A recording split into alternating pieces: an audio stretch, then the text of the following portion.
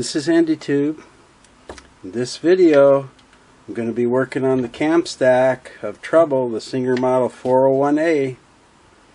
And I told you that it's very easy to take this out, and if you got the right tool, you know, it's a piece of cake. So in this video, I'm going to be showing you how to remove the cam stack, disassemble it, 1, 2, 3 ways of cleaning it, reassemble it, reinstall it, and then lastly you have to time it. I'm going to show you how to time it to the follower so that that follower can push that needle bar driving arm to make the pattern that you select. So that's why at the beginning of the video I said below the video in the description I will put the starting times of all those little segments.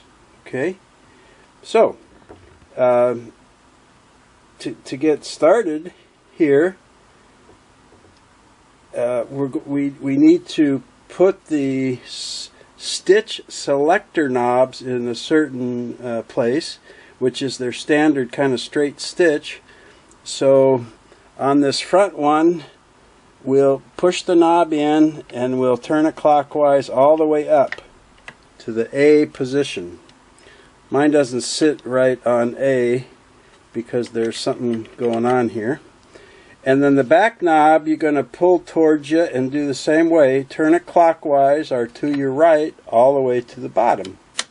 So the setting is AK, and this red lever you can just leave at 3, which is kind of the normal starting position. Okay.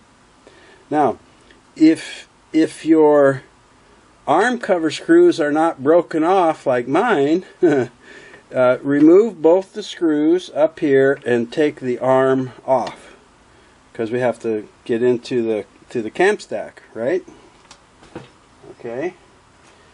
So, and in this position, you know, the reason you set that AK is so that the followers will be well away from the cam stack, because we don't want to have those in the way when we go to pull this cam stack out. See if I can get up a little higher and tilt this more.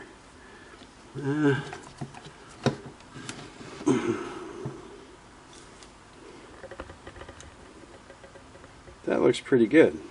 Okay, so like I said, with the right tool, let me get my cam stack removal tool. Oh wait, oh man, I'm sorry, I thought I had it here. Let me grab it.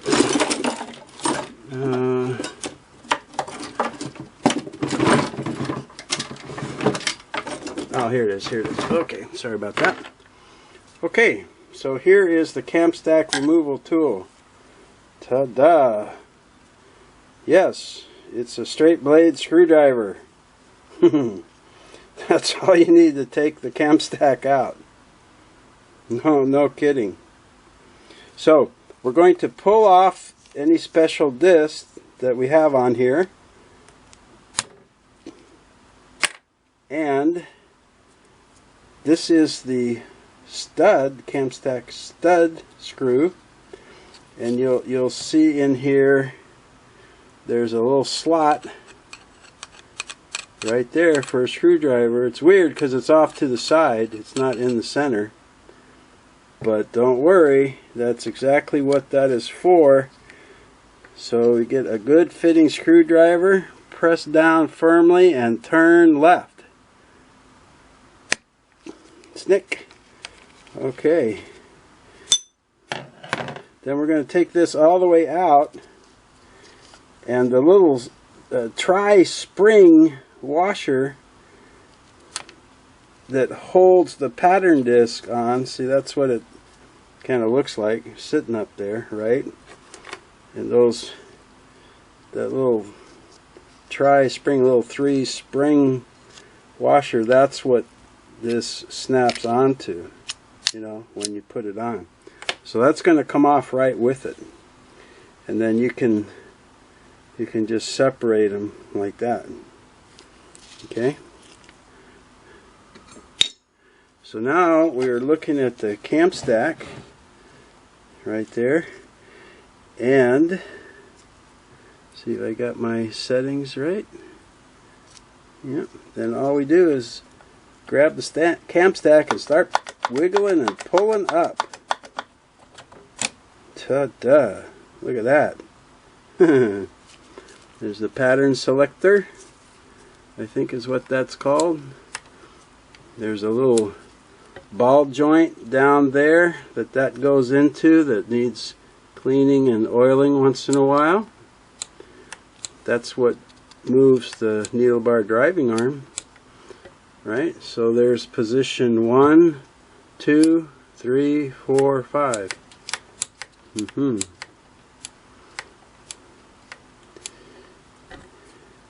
The stud that this cam stack screws to, and it's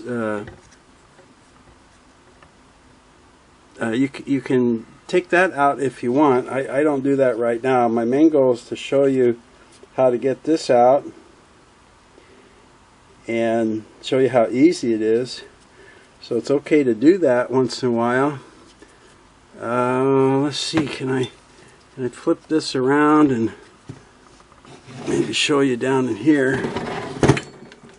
With that's out, you get a kind of a view. Right back here is the worm gear on the main arm shaft, right? And that's what this worm wheel gear mates with. I showed you that in the last video about loosening everything, getting everything unstuck. I'll show you that again when we go to put it back in. So anyway, we've got the cam stack out. That's it. Looks like a little puzzle, doesn't it? All steel here. Nice heavy duty stuff, right? So let me get my other screwdriver, which is a lot smaller, because we got to take these 3 little screws out to start disassembling this. Okay, so you can see those 3 little screws up here in the cap, right? So we're going to take our screwdriver and go in there. So you may be the first person who's ever done this since it left the factory. What, 60 years ago now?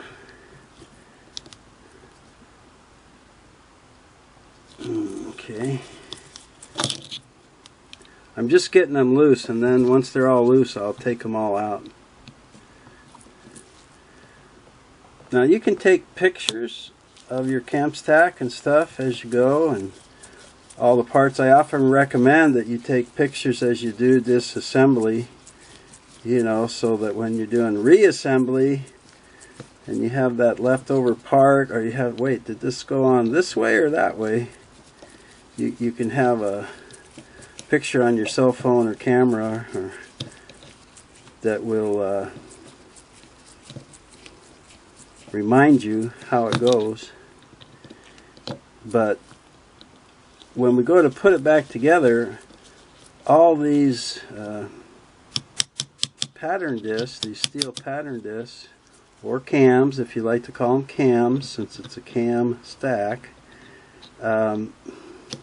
they're all numbered. They have a number stamped right into them, you know. So I'll show you when we put it back together.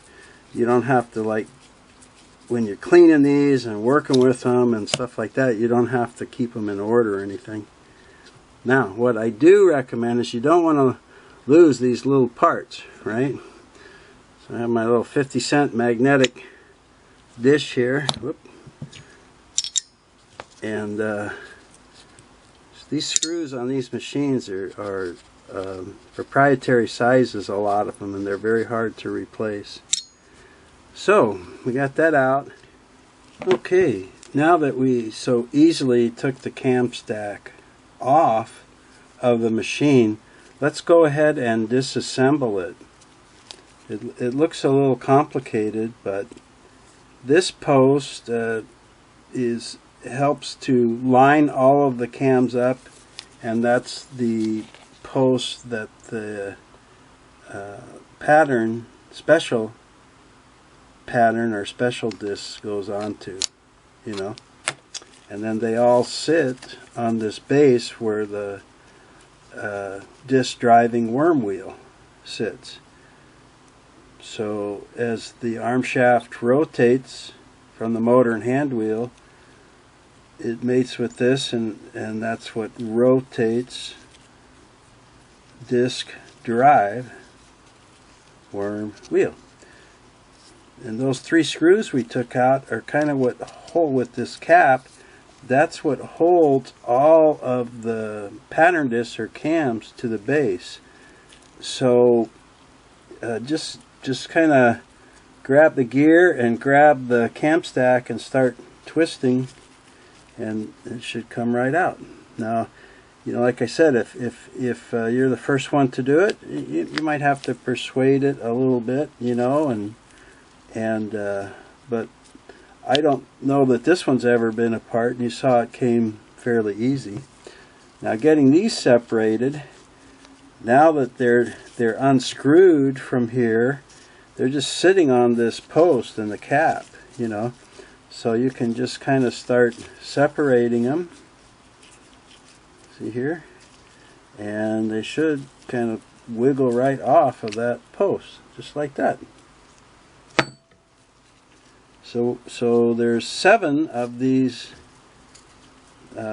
pattern discs or cams, and everything is finely milled, isn't it? So just keep taking them off.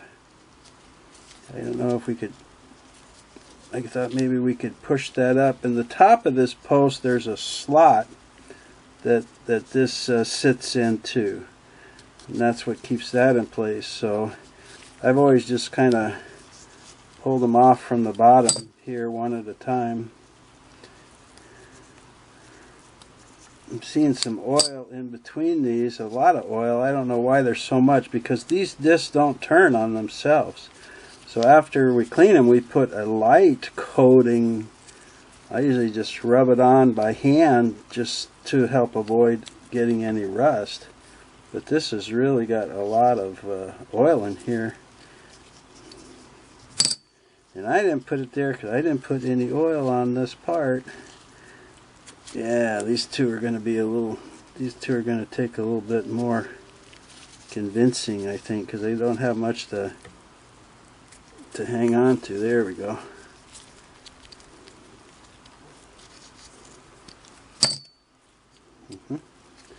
Now we can slide that apart. So this is what I meant about what I call the cap, and you see that.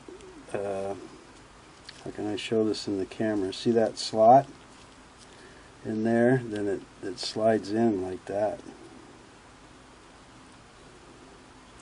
Simple and effective. Wow, I love this. Look at how thick. That's steel. And look how thick it is. And you can go open up, I think starting with the 700 model touch and sews that they started using plastic. Go open a modern machine, and if it even has cams, most of them probably don't. They're all electronic.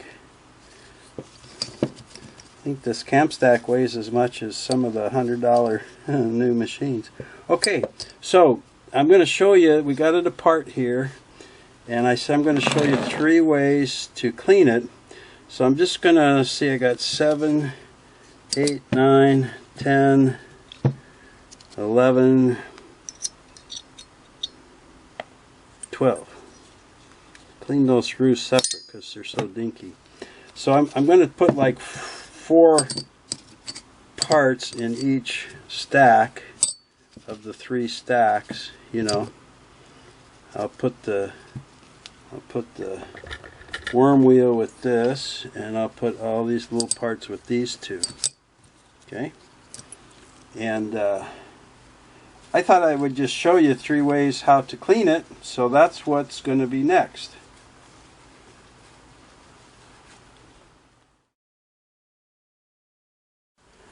Okay, I'm set up now to do these 3 different cleaning methods. I'm going to put these 4 pieces in an ultrasonic cleaner for the standard 10 minutes. Okay, so let me put those aside for a moment, because I'm just going to use here some dish detergent. I think this is still good. I bought this in about 1990, and it sure lasted me. But I like it. It's supposed to be a good grease cutter, but you know, I'm sure nowadays most dish detergents are. So I'm just going to add some tap water to that. Get a little soapy thing going on here.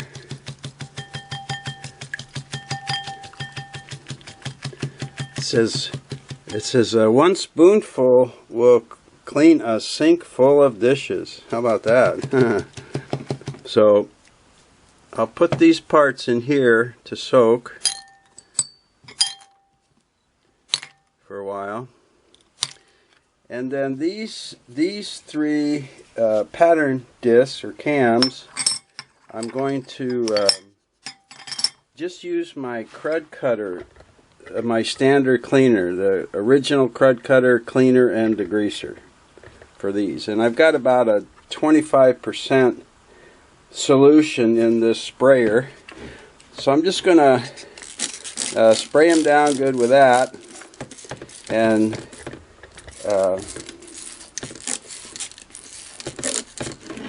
let these pieces marinate kind of in here while I go put the other pieces and start the ultrasonic, right? And then we'll come back and we'll see how these do. And there we go. That should get those going. And then this is just plain water.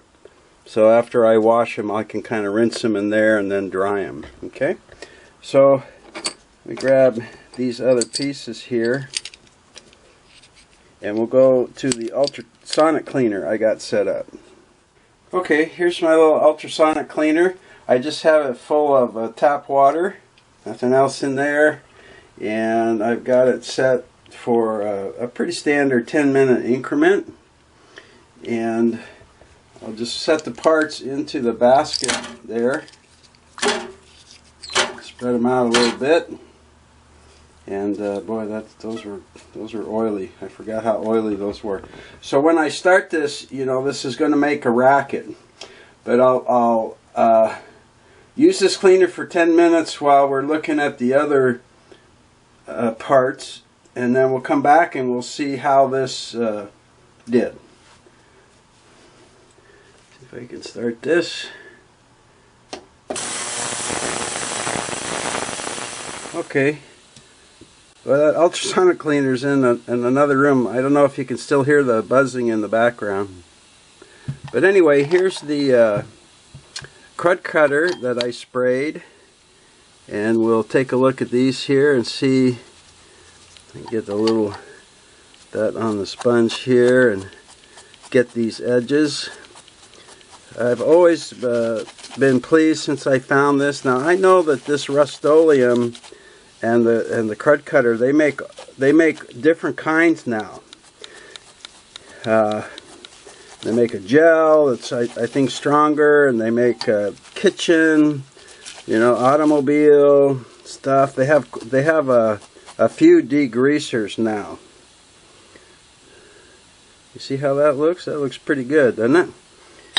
So that wasn't soaking in there very long at all, just in time for me to go start the ultrasonic. Just so I can take a look in here, but these inside here, these look These look okay. Alright, there's number 2.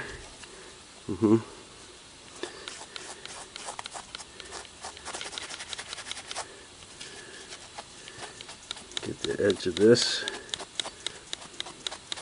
There was some pretty nasty looking dried up oil down at the base of that, and grease down at the base of that. I don't know if this will show here. Maybe I'll scan a couple of these. You might see stamped into here is the number 5. So that's when I said earlier, when you go to put these back, all the discs are numbered. And you see the 3 different sizes of holes, so you know they're pretty easy to line up and everything. Okay, let me put that in the water to rinse, and then let me show you this. You can see how just from those 3 discs you can see how much old grease and oil and stuff was on there. Isn't that something, just from those 3 discs?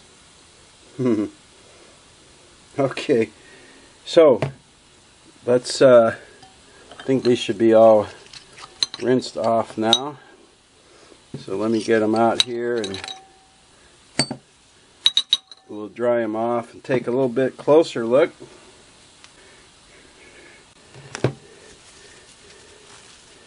I'll give you a close look at one, and then the others I'm just going to dry, and we're going to start checking out the dish one.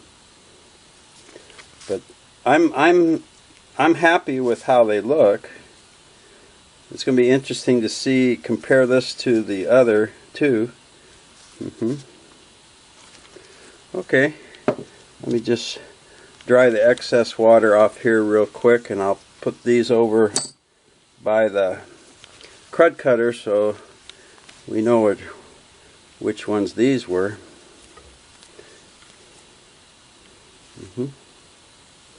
Okay, I guess my point in using let's see what these guys look like. My point in using some different types of cleaners was, you know, not everybody has an ultrasonic, not everybody has access to crud cutter.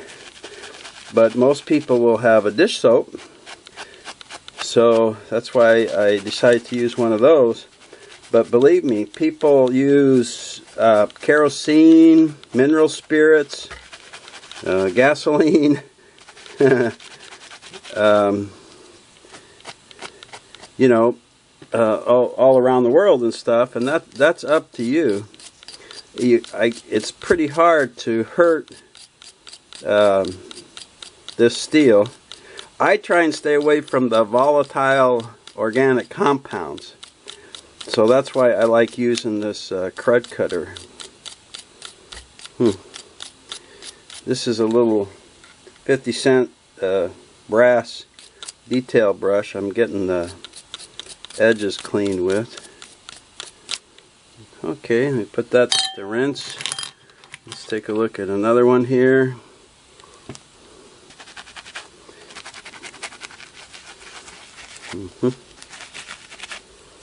You know, this is clinging a little bit more. You see the old oil and grease on here. See that? So the dish soap isn't as effective as the crud cutter, as you can see.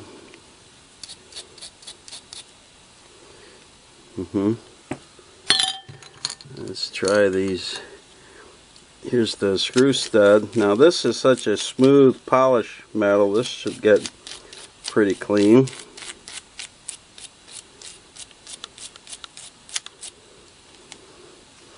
Yeah.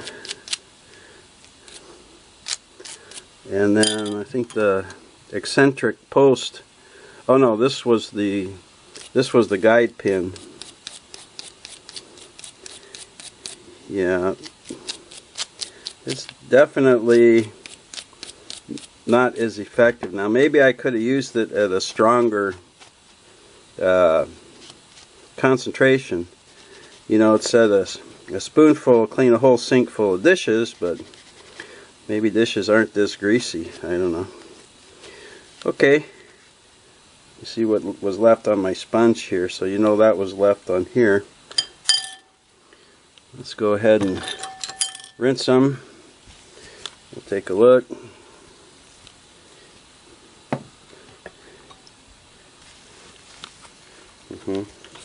Well, compared to how oily and greasy they were at the beginning, they did come out pretty good. You know, that's definitely an improvement. And here's the little stud screw. Not bad. And here's the guide post. It looks a little greasy on here.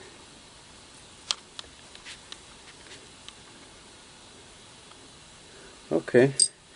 And then I know this has suds on it. Let's see if we can. Didn't show as much dirt, or you know, not like the crud cutter, right? I mean that's pretty convincing. But I still hear my ultrasonic buzzing, so let's go check on it. It had about a minute and a half to go when I came in, so it's finished now. There's a 10-minute.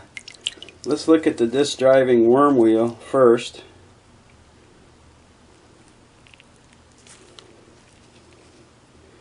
Not too shabby. Put that back in for a moment. Let's look at one of these discs. Doesn't look like the edge got quite as clean as the crud cutter, but the disc is nice. Surely some of this will brush off. I'll go get my brushes. Where's that other little cap?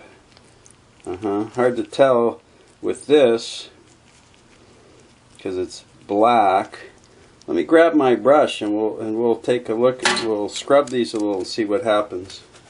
Now I have put a crud cutter in the ultrasonic before, you know, an ounce or two of that, and this time I just wanted to put plain water to see how the ultrasonic, in the directions to it, it says it's optional. You can put a little squirt of this detergent if you want, you know. But I've just put, like I said, an ounce, you know, like a shot of crud cutter, or a couple ounces, and that has made it come out pretty good. This, I haven't just tried plain in a long time. But the stuff that's left on here brushes off really quickly. Let me make sure I got that inside clean there. Okay, what else? And I got my. So the little. I can get this up a little. The little spots of grease, and you know, they still feel slick, like they still got oil on them. But they look good. They look good. I just, well, I'll hold off on my comment till towards the end here. Okay. And was there something else in there? Yeah, one more of these. See, they got a little water beading. They might still have a little.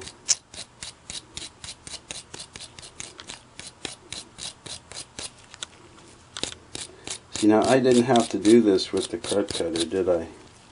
Just with the dish soap and no soap. This is a pretty good ultrasonic thing. It was like 60 bucks and has two of the, I think they call them transducers. That's what creates the vibration. So now if I leave it in longer, and especially if I put something like crud cutter in there with it, it's gotten some incredibly dirty stuff very, very clean. Okay. let's round these parts up, and we'll take them back to the bench, and I'll rinse them and dry them, and then we can get a better, we can get a better comparison to the other parts. Because the water in that ultrasonic tank, it's in a stainless steel tank, I couldn't show you. It was cloudy. The water didn't look as dirty as this 25% solution of Krud Kutter, but it was definitely cloudy. Where still the dish soap is not very cloudy at all. Okay, so I'm going to go ahead and I'll rinse these. I'll rinse these ultrasonic pieces and dry them, and then we can take a look at stuff here. Guess I really didn't have to rinse them, huh? Since I just cleaned them in water. Okay, get that dry. Get this one dry.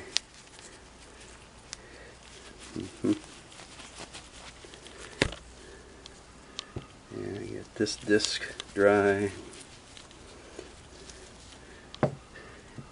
And the cap.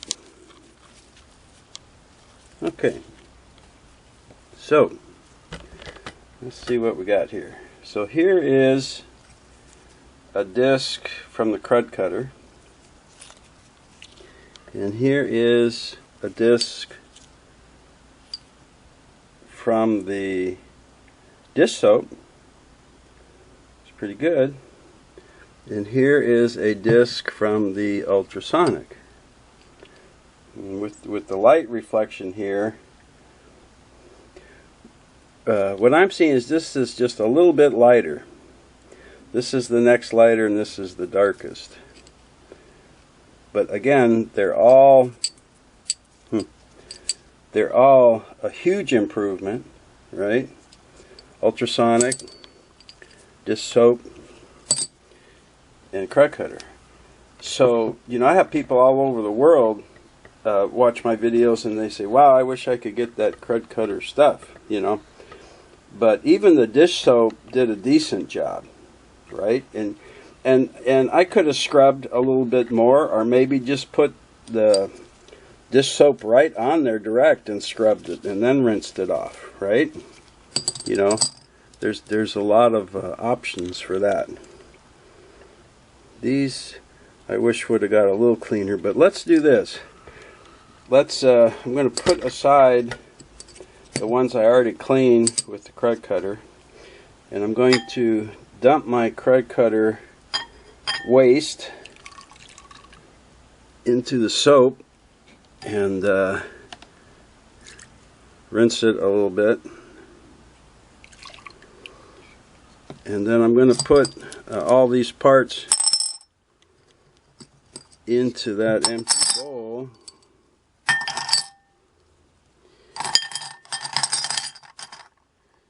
And you got it. I'm going to go ahead and just spray them with the Krud Kutter.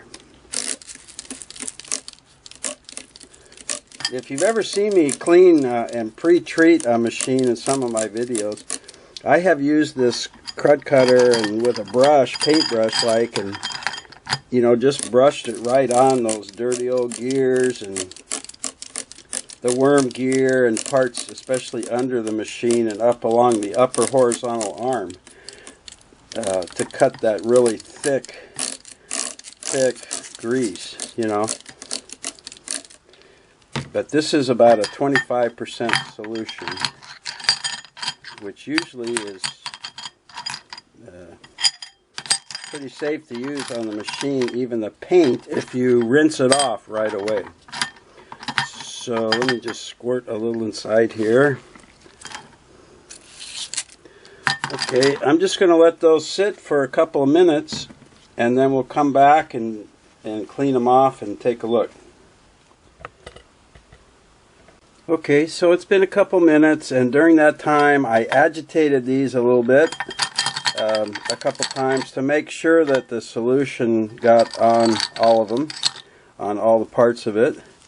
And I'm just going to take a look at them here, and I'll rinse them in the water to get the crud cutter off. And I'll just stack them down here for a moment, and then we can take a look at them. If I see anything that needs brushing, I'll brush them. But they look pretty good. Just think how clean this bowl is going to be when I'm finished, huh?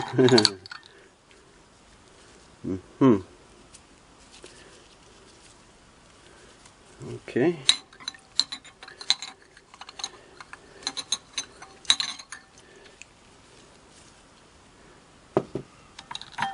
This I'm particularly interested in because it showed some residue before, and I see just a little.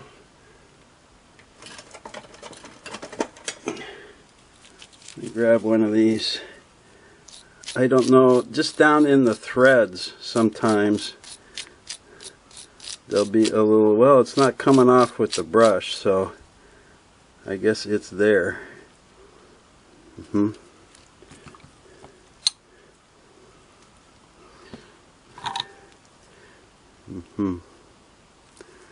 the gears here are looking real good. This looks real good.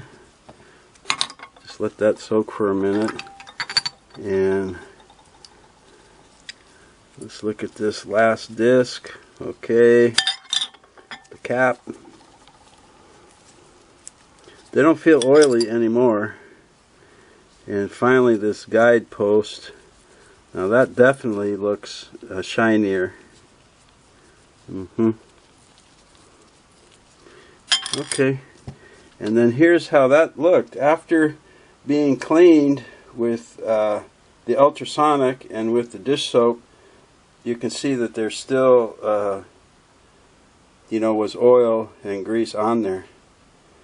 So that's to me is how thorough that crud cutter works, and I guess that's one of the reasons I just keep using it. It's not expensive in my opinion, and it's earth friendly and doesn't have the organic, what are they, VOC, volatile organic compounds, that something like kerosene or mineral spirits and stuff like that has. Now I've seen people do this with alcohol too, by the way, So again, my goal was just to show you there's different ways to clean these parts. So if you don't want to use that kind of kerosene, gasoline kind of a product, if you don't care to use that, especially inside a house or something, like I'm just in my condo, and if you don't have access to crud cutter or don't want to buy it, you can use dish soap and maybe just scrub, soak it longer, use it straight, or mix up kind of like just a little water with it and brush it on like a paste and let it sit on there for a while.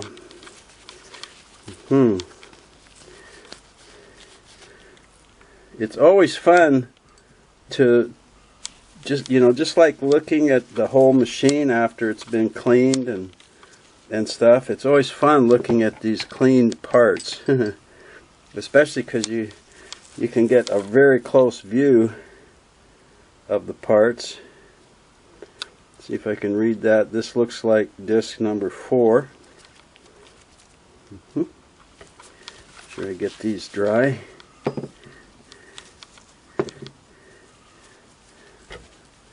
Okay.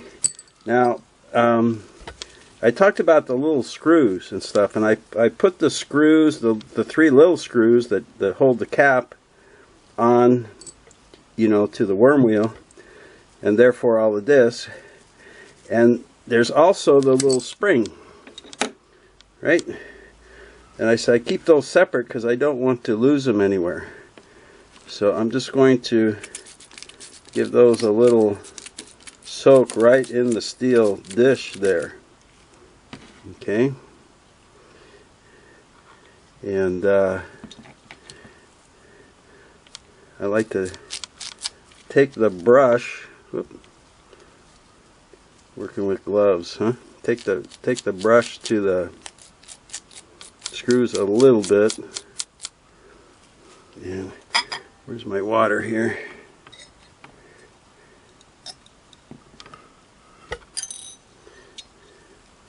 Yeah, you don't need to watch me clean all these. I'm just going to brush them a little and rinse them and dry them. There we go. There's all of my clean and dry parts. How nice. I should have, whoops, I got a little water spilt on these. I should have done some before and after pictures, I suppose, but you've kind of watched the whole process here. So, should be good enough. I'm going to clean up all this stuff and lay the parts out, and then I'm going to show you how to just reassemble the cam stack, and so it's prepared to go back into the machine. Okay, now we can put the cam stack back together here. It's clean and dry. And I just put a little coat of oil, a very light coat of oil on everything. Not for lubrication, but for just rust prevention. And I just use a plain sewing machine oil, okay? Just fine mineral oil for this. And I put some in this little dish so I can get it on my fingers, and then I just rub all the parts good. That's all. This is like a quick way to do it. Now, don't get oil on the gear, because only grease should be used on gear. And if you put oil on there, the grease will not stick. So this piece you want to just be a little careful with. Don't touch the gear part with your oily fingers, right? And I'll just take a little bit inside here, like so. Okay. And I'm going to do these parts in the cap, and I'll do one disc to show you. I'll do that on the film here, but you can see we're just talking about a very light coating of oil. Now, when there is oil on this piece, it does help, slide the disc back together. But really, this is just for rust protection. So,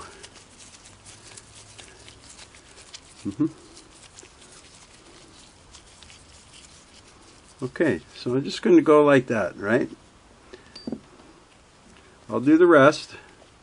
Okay, everything is oiled up, so being careful not to get oil on this gear part, I'm going to now kind of like dry off the excess oil. I don't want this all oily and collecting dirt and dust and lint and things like that. I just want a little film of oil on there.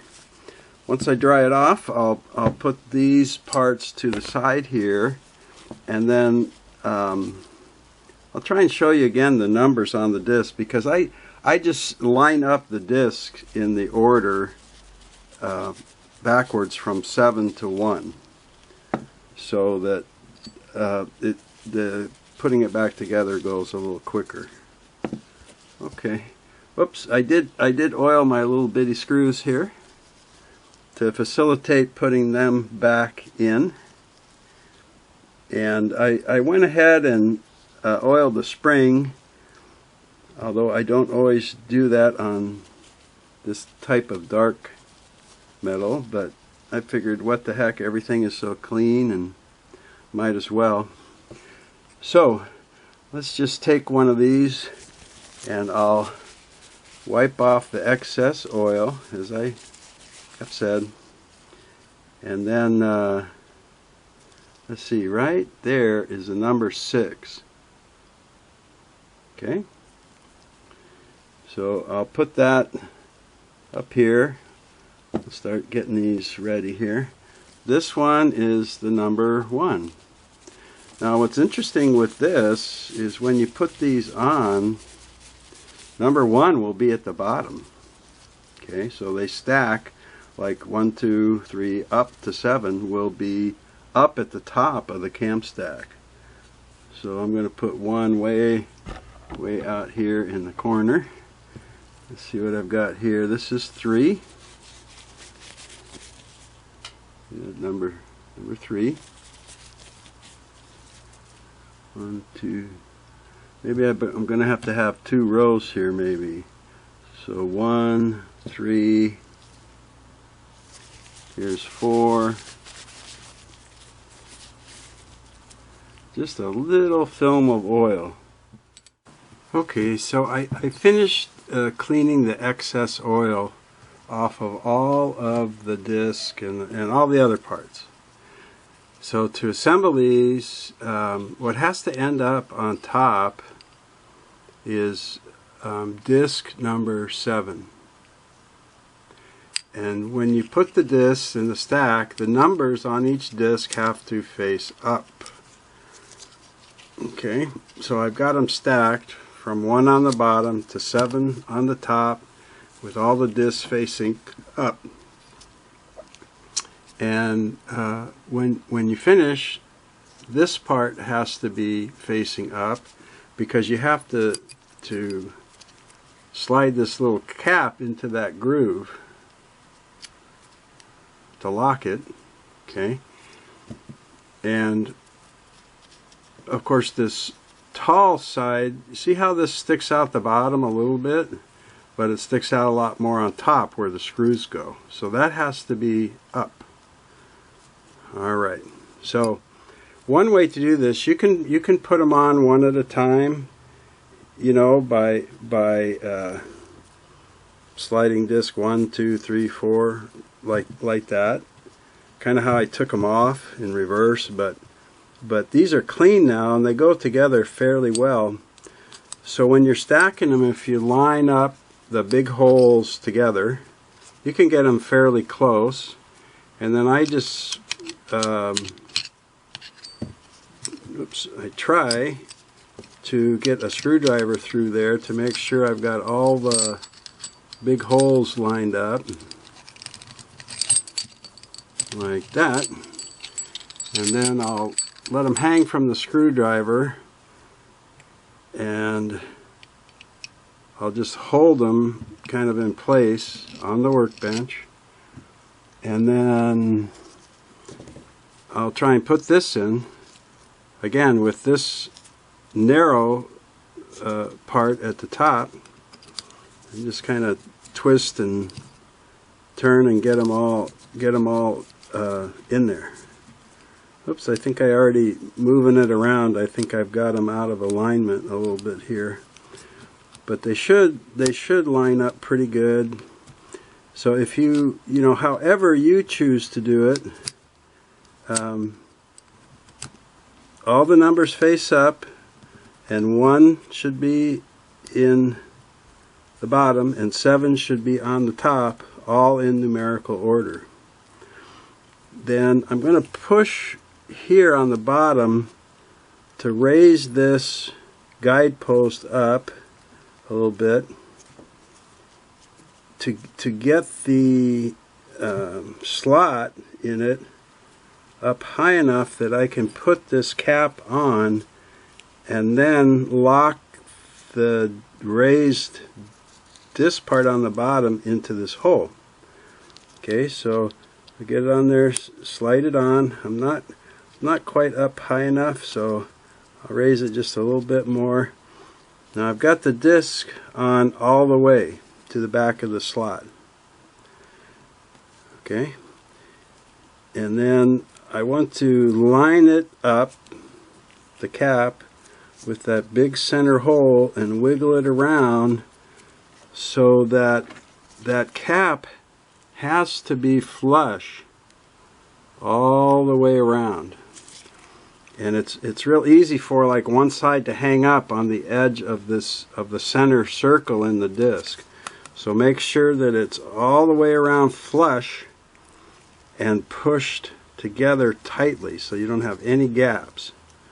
Okay, when you do that, this will be a little bit less than flush on the bottom. The post will be a tiny bit below disc 1, disc number 1, and that's a good sign. If you're post is sticking way out, you forgot a disc. And if it's recessed more than that, that means that you're not seated here. This is up too high and your cap isn't seated. Okay, so once you have this top part, the actual cams or pattern disc together, then take your disc driving worm wheel and just set it down, and we're going to slide the whole thing onto there. And if your discs might have turned, see how you can swivel them like that? So just try and get them lined up on there, and you got to keep wiggling them and pushing down until they're all the way seated. Let me take that out some. See how the center part is a lot more narrower in there? It just barely fits the hole of the disc.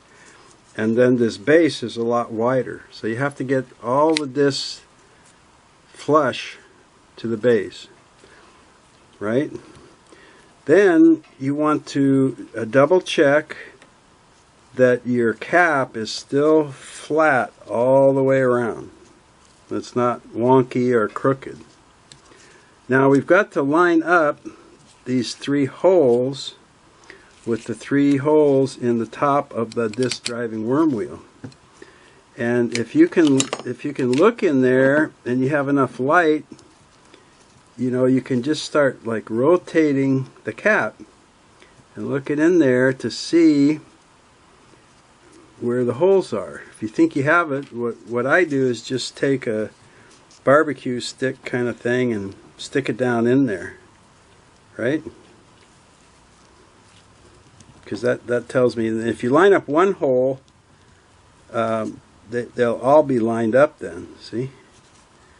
That one's going in, that one's going in, that one's going in. So we should be okay here. Let's just stick one in and try it. And I'll put them in just with my fingertips, just to get them started in a little bit into the base.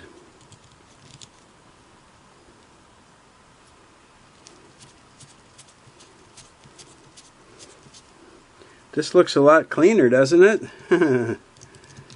Yay! Clean parts, clean machine, clean sewing project. Nice. Okay, now I'll take my little screwdriver again, and I'm just going to kind of snug up each one, not tighten it completely, because I want to tighten it evenly, you know, when I finalize. So I'll just turn it in and like that to up. Okay, it stopped. Then I'll do the other like that. Yep. Twist it out. Okay, up. Get to the end there. Now when you finalize these screws, you're going to want them nice and snug. I don't want you, you know, bearing down like crazy and breaking anything or stripping the head off the screw or anything like that. But you sure want them snug, because the machine vibrates and the cam stack's always turning. Even when you sew in straight stitch, the cam stack turns, right? Okay, so let's do that final kind of half turn, nice and firm now.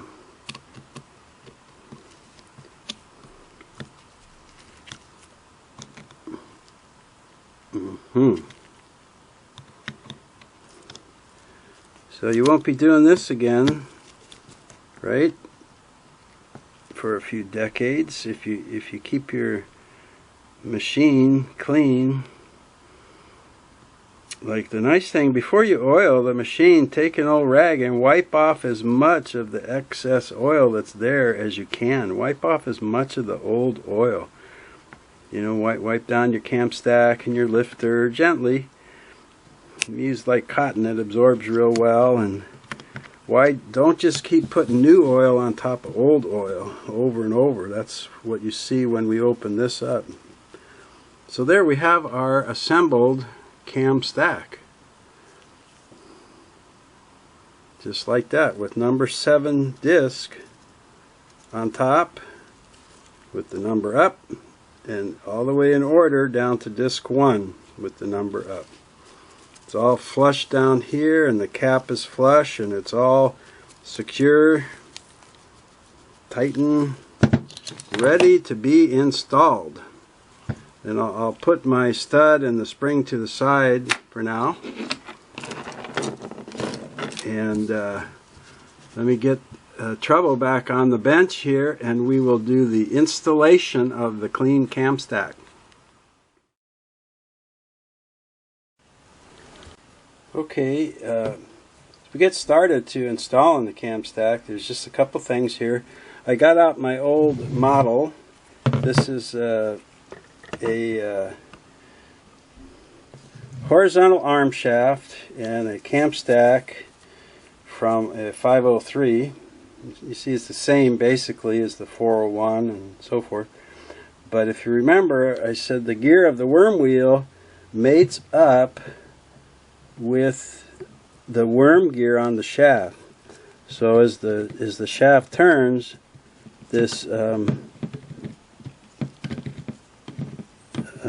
disc driving worm gear will turn all the cam stack like that. So when we put it in, you get to a point where you have to maybe kind of wiggle it a little bit. You don't want a gear sitting on top of a gear tooth like that. It's got to kind of drop down that last little 1/4 inch. You know, so you can get it up on top, maybe on the edge, and it feels pretty good, but just keep wiggling it to be sure that it drops down and the gears mesh. Okay? You want the gears to mesh. Now, if my machine was all clean and finished, and I was putting this back in, I would take my grease. I'd take my clear synthetic grease from Triflow, and I'd squeeze little bits of it onto the brush, and I would brush that grease in all these gear teeth. Okay, so I'd be lubricated once I put it in. It's a lot easier to grease very nice when it's in your hand like this than when it's in the machine. So, and then of course also, if you weren't washing the whole machine and you just wanted to clean your cam stack, when you have it out, you can go in through the pattern and stitch width selector here, and you can get in here and clean the area. You can clean as much of the worm wheel, turn it and brush it with a dry toothbrush, or get in there with a barbecue stick and an old rag and drag out as much of the dirt and grease as you can, since you got it open. Then you would want to grease up the worm wheel gear. I mean the worm wheel gear before you put it in. But you may notice when I took this out, I didn't take this stud out. This is an eccentric stud, and there is a screw behind the lamp cover here, set screw, that goes in that keeps this stud in place. And Singer, in their instructions to remove the cam stack, they tell you take the lamp cover off and loosen that set screw and pull this whole thing out. And I don't do that because when you put the eccentric back in, you have to keep adjusting it perfectly against the worm wheel. The worm gear of the shaft. And if you get it too tight, your machine binds. If you get it too loose, it's loose and rattly and backlash. So if you're taking your cam stack out to clean it, I'm going to assume that your mesh was good to begin with. So you can clean this all up. If you want to take this out to clean it, no problem. Just take the 2 screws off of the lamp cover, and right in line with that shaft you'll see a screw, and just back it out a little bit, and then you can just grab your whole cam stack and all this stuff will come out with it. Okay, but I was happy with the mesh that was there, so I'm going to keep it. Then to put it back in, it doesn't matter where this is, just put it in and let it go down and seat. Now mine fell right into the bottom, okay, but let's say that it got hung up on the edge of that stack. It still looks good, right? It's hard to tell the difference, but if you wiggle your hand wheel or wiggle the cam stack, boom, now they're down and they're mated. Okay, so you want to be sure that this is all the way down when you put it in there. So I'm going to take it off. Because I wanted to show you on oh heck, where's my pointer? On the top disc, number 7, maybe you notice this little indentation, this little line. And that's the timing mark for your cam stack right there. Okay, so it is possible that you can time the stack as you install it, which is the easiest way to do it. So I'm going to show you both ways to time it. We're going to try and time it by installing the timing mark against one of the followers just perfectly, and if we can do that, then we won't have to retime it.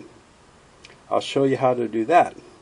And then I'll show you how to retime the cam stack when it's in place, if it's out of time. So I'm going to show you both methods, but you save yourself some time and effort when you have the stack out if when you put it back in, you put it just in the perfect timing spot. Sounds good, right? Okay, let me set up and we're going to do that. Okay.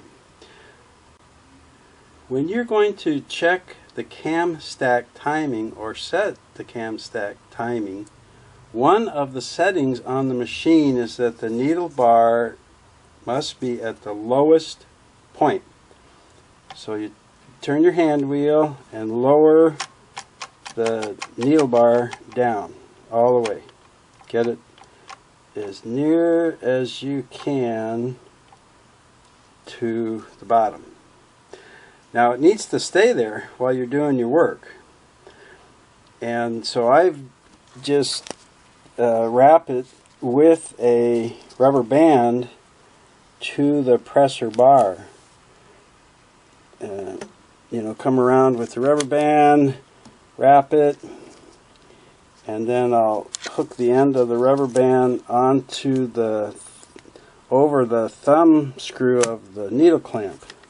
So it's pretty secure. If you turn the hand wheel firmly, this will move, but for manipulating the machine around, now it won't move. So we've got that secure, right? Okay, so let me turn this around. Get my camera back up here. The next thing that you have to do is that the rear follower has to be up to the height of the top metal cam or disc.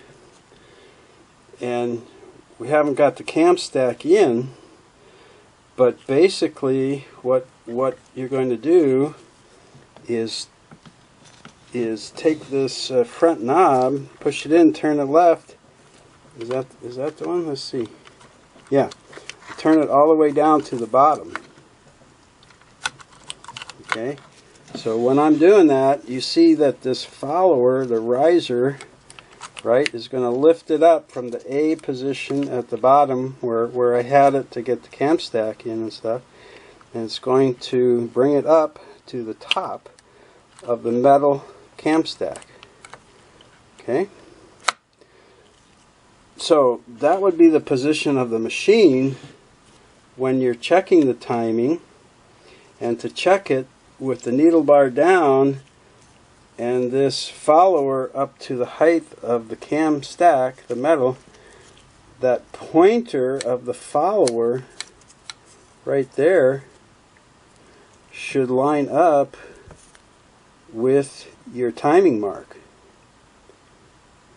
Okay, and that means that your cam is timed with the followers and the needle bar driving arm.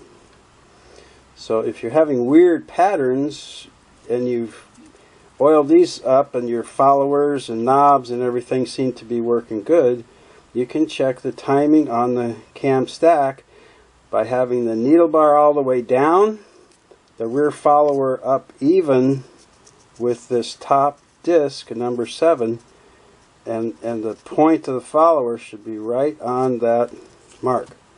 Now, if you're careful, sometimes you can set the cam stack back in right at that spot, and then put the stud on and tighten it, and you're done. You timed it during the installation.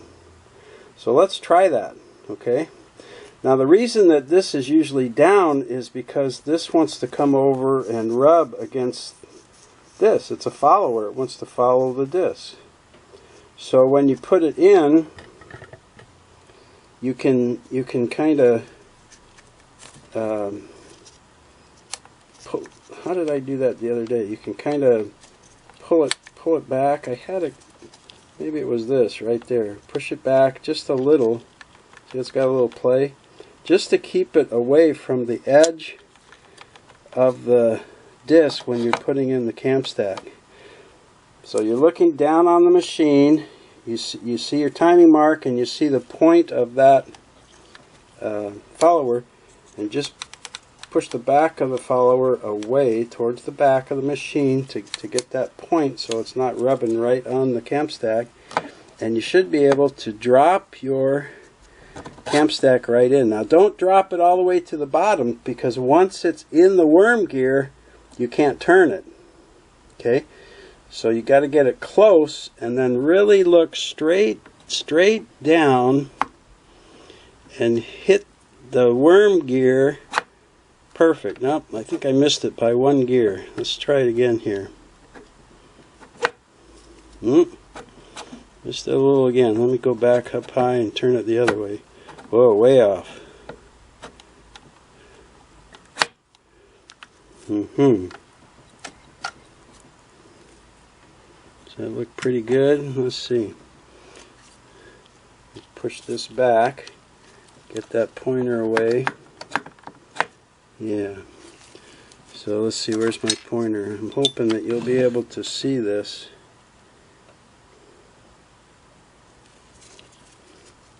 Can you see the timing mark is lined up with the pointer? Okay, so that's supposed to mean that our disc is timed. Then, so we kind of did it together. Now where's my tri-spring washer and the stud? I'll put that on with the springy parts pointed up, right? And I'll put that into the top of the cap, and it's going to screw into the cap, which is held by the post and screwed into the disc driving worm wheel. Yeah. Then I'm going to take my cam stack tool, means my regular screwdriver, and I'm going to put it in that slot and tighten it up firmly. Okay. So we put the cam stack in, and we were lucky enough to get it timed. Okay. Congratulations. Look, it's the only thing. It's the only clean thing in there. So, what I'm going to do in this last segment is show you if your timing is off, how do you fix it? You don't have to remove the cam stack and stuff. You can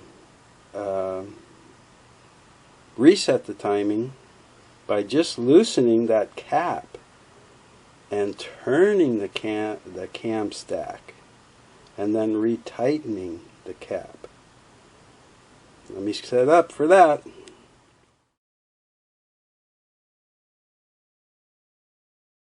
Okay, this last segment of the video is about timing the cam stack. It has to be timed with the followers and the needle bar driving arm. To check the timing, the needle bar must be put into the lowest position. Okay, so we're going to rotate the hand wheel until we get that needle bar to bottom out. Now, sometimes it will stay there, sometimes it won't, but I just wrap a rubber band around the needle bar and the pressure bar to get it to stay there. So I'll go off the one thumb screw and stretch it, pass it around both bars, right? Come around a couple times and then hook it over the thumb screw of the needle clamp. So they're kind of wrapped together with that. If you turn the hand wheel forcefully, it'll move, but now at least just you working on the machine won't knock it out of position. Okay? Okay, so the next way to check is we have to bring the rear follower up even with that top disc right back here. And to do that, you should be able to push in your front knob and turn it to the left so the indicator goes down, and when it's down all the way to J, what's going to happen, let me lift this up the last one. What is going to happen is that little tip or pointer on the follower is going to be up with this top disc, and on the top disc is that timing mark that's stamped into the disc.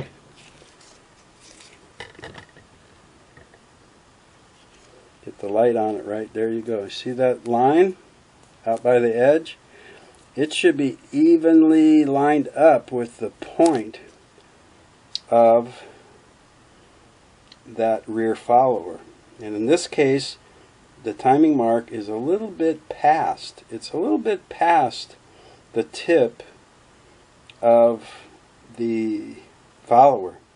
So it's just a little bit out of time. It probably so, but your patterns might be just a little bit off sometimes. Okay, so we're going to reset this timing. We want that timing mark to line up right with the tip of the rear follower, with the rear follower up and even with the top disc.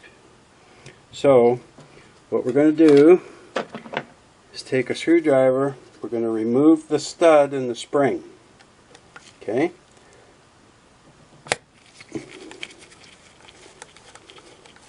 we're doing this because we have to turn the cam stack. We don't have to take it out.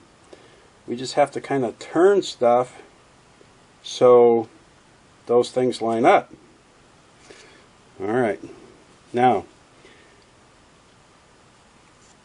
because the cam stack gears are meshed with the worm gear of the horizontal arm, you can't really turn it, right? But if we loosen those 3 screws in the cap that hold all the disc and the cam stack together, then we can rotate the stack right on the disc driving worm wheel to line up that mark. And when I say loosen these 3 screws, you just need like 1 full turn, just a 360-degree turn usually. So there, it's loose. There's 1/2 a turn, and there's the other half. So I'll do that to all 3. Okay, here's a 1/2 turn, there's the other 1/2 turn. And loosen it, 1/2 and 1/2. Okay. So we just want to be sure that our needle bar didn't move. It's still bottomed out right at the bottom. See if I can get this in here. Now the problem is when you turn this cam stack, they tell you to turn it clockwise. So even though I'm a 64th of an inch past, they tell me to turn it 365 degrees to line that up. So I'm going to cheat since it's so close, and I'm just going to move it counterclockwise and see if that'll work. Now you see I've got that line, timing mark line, just lined up very nicely onto the point of that rear follower. See if I can get the light in there. I'm talking about right here. See? I wasn't off much. I was about there. So even though they tell you to turn it this way, since I'm so close, I'm just going to turn it the other way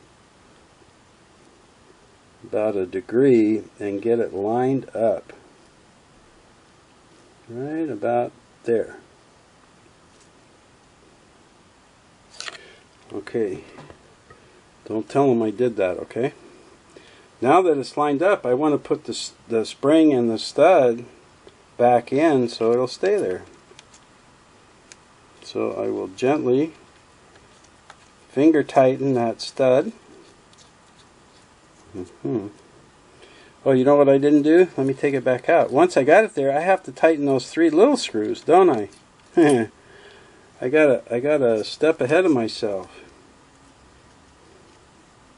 Darn it, I hate that when I'm doing a video and I'm trying to show people how to do it. Maybe it's a good lesson. Don't forget to tighten the little screws. So I'll just go back in and tighten the 1 full turn or so back. I don't want anything to move. I'll snug it up again.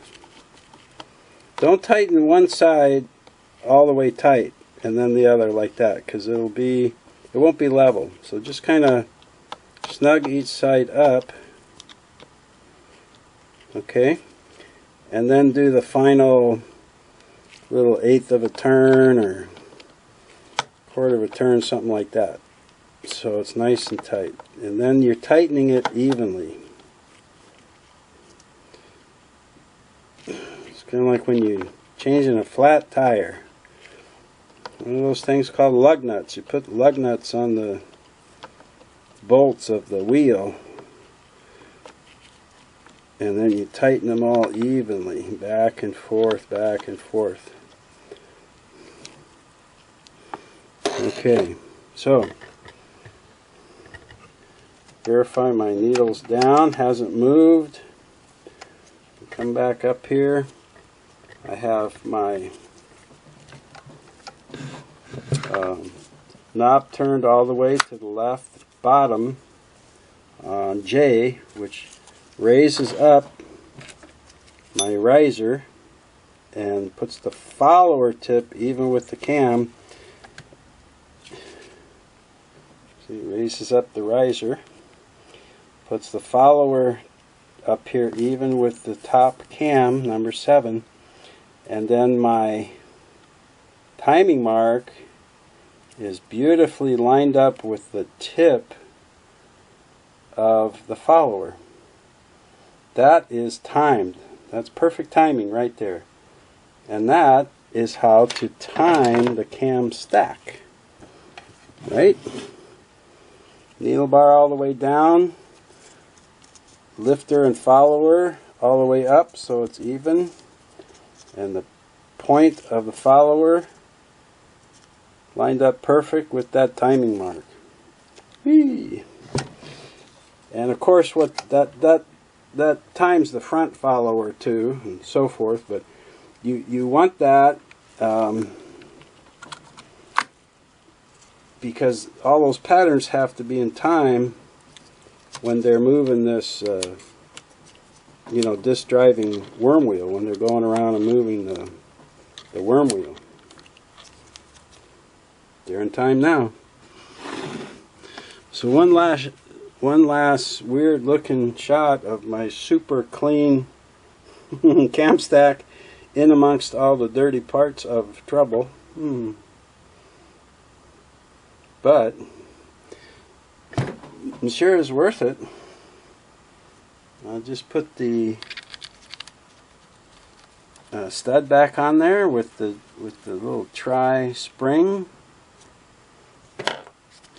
and I'll tighten that stud up nice and firm.